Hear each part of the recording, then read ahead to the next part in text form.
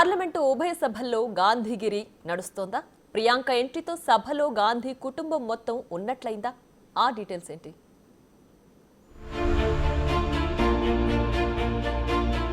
రాజ్యసభలో తల్లి సోనియా గాంధీ, లోక్సభలో సోదరుడు రాహుల్ గాంధీ, ఇప్పుడు వాయనాడ్ ఉప విజయంతో సోదరి Priyanka Gandhi. Total family pack at parliament. పార్లమెంటులో గాంధీగిరి గాని నడుస్తోందా అంటే అవుననే తెలుస్తోంది.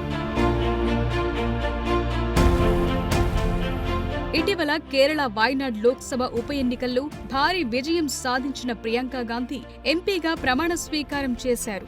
సోదరుడు రాహుల్ గాంధీ ఇతర నేతలు వెంటరాగా రాజస్వం ఉట్టిపడేలా, గాంధీత్వం కొట్టొచ్చేలా కేరళ సంప్రదాయ పద్ధతుల్లో కసావు చీర ధరించిన ప్రియాంక సభకు విచ్చేశారు.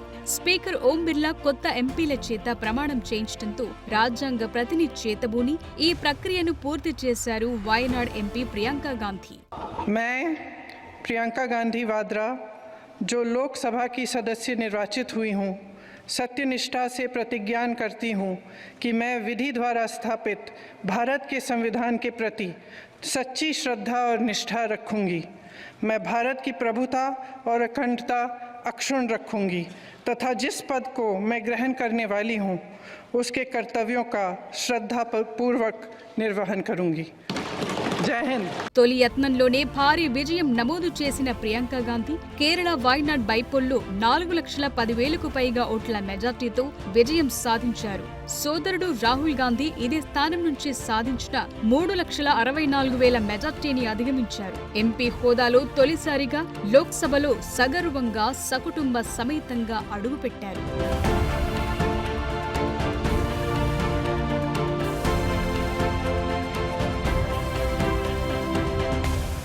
వాయనాడ్ విజయంతో నెహ్రూ గాంధీ ఫ్యామిలీ నుంచి దక్షిణాది నుంచి ప్రాతినిధ్యం వహించిన మూడో వ్యక్తిగా ప్రియాంక గుర్తింపు పొందారు.